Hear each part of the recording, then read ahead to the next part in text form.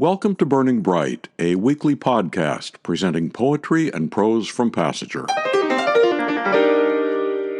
America's Declaration of Independence says that all Americans have certain inalienable rights, and that among them are life, liberty, and the pursuit of happiness. Although if you read it closely, I think it says life, liberty, and the pursuit of happiness, because their S's looked like F's back then. But that's not the point. The point is that the founders of this country thought it important to spell out in more detail what those rights were. And they did that through a series of 10 amendments to the recently approved Constitution. The first state that ratified those first 10 amendments, also known as the Bill of Rights, was New Jersey on November 20th, 1789. To commemorate that event, 3 pieces related to the First Amendment's right of the people to peaceably assemble. Emma Tenayuca was a labor leader, organizer, and civil rights activist. She's best known for her work organizing Mexican workers in Texas during the 1930s. Here's Esther Cantu's poem about her, Emma Tenayuca. I, Emma, at 16, made history in 1933. I spoke out. It was forbidden. I fought for people in low-paying jobs, people who shelled pecans, made clothes, rolled cigars, people who needed better pay and working conditions. I walked in protest. I shouted, "Huelga! Huelga!" I was arrested many times. I never thought in terms of fear. I thought in terms of justice. I was a well-known Red. Blacklisted, I lived through unemployment and poverty. In my fight for social justice, I sacrificed everything. They called me La Pasionera, but my passion faded. Threatened, forced to leave my home, I remained committed to the end. In time, I made my way back to the city that had shunned me. Years later, they valued my work. It was not in vain. My life was complicated. My simple tombstone reads, "Thy will be done." Esther Cantu's poem, Emma Tenayuca, from Passenger's Winter 2017 issue.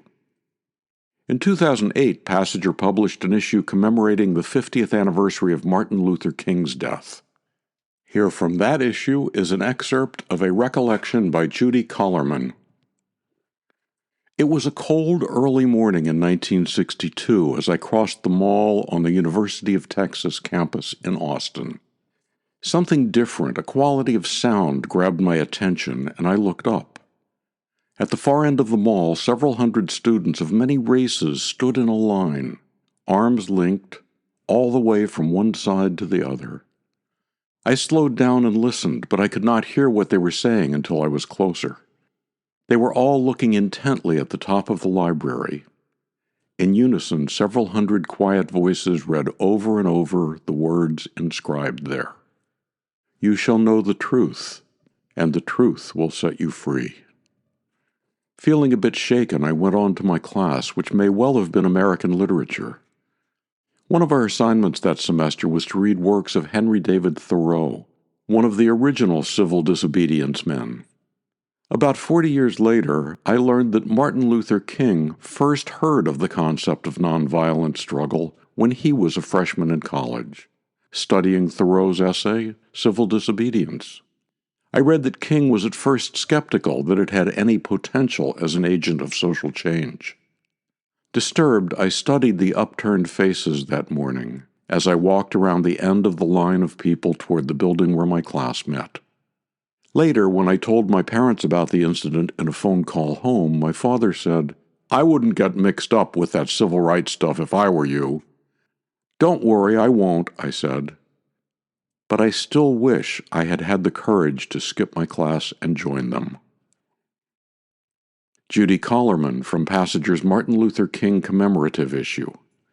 And also from that issue, this excerpt from Tillie Friedenberg's essay, To My Fellow Poets. We gathered in Alabama, thousands of us from many parts of the country.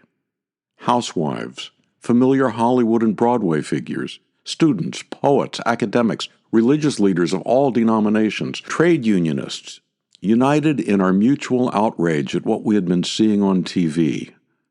a small group of black people being prodded with electric cattle prods by local police because they were demonstrating, peaceably, their determination to register to vote. They were knocked to the ground by heavy streams of water and set upon by attack dogs. This violence was perpetrated by local officials intent on depriving them of their constitutional right to make choices at the polls, intent on degrading them, on teaching them to, quote, stay in their place. We who marched defied them, knowingly risking our lives. 3 student volunteers from other states had already been murdered, their bodies rotting in Alabama ditches as we marched. Martin Luther King was in and out of jail. Rosa Parks, an uppity black woman, refused to move to the back of the bus. My husband and I and our 2 teenage daughters marched with Dr. King, and we were afraid. But other emotions and realizations overrode our fears. We kept marching to Montgomery. We sang songs of eventual victory, joined hands with strangers to our left and right. Empowered by the knowledge of the many who live their lives acting on the belief that the right to live, and to live decently, is an inherent human right. Tillie Friedenberg from Passager's Martin Luther King commemorative issue. We've been listening to pieces related to the First Amendment's guarantee of peaceful assembly. The No Kings protests that took place across the U.S. a few weeks ago were examples of that right. The most recent amendment to the U.S. Constitution was number 27, by the way, making sure that if Congress gives themselves a pay raise, it won't apply to the current members, but will only be implemented after the next House of Representatives election. So voters will have a chance to hold their representatives accountable for any pay increases. It was originally proposed in 1789, but wasn't ratified until 1992, making its ratification the longest in U.S. history. To subscribe to, donate to, or learn more about Passager and its commitment to older writers, visit PassagerBooks.com. Passager offers a 25% discount on the books and journal issues featured here on Burning Bright. Visit our website to see what's on sale this week. For Christine, Roseanne, Mary, Asher, and the rest of the Passager staff, I'm John Shore.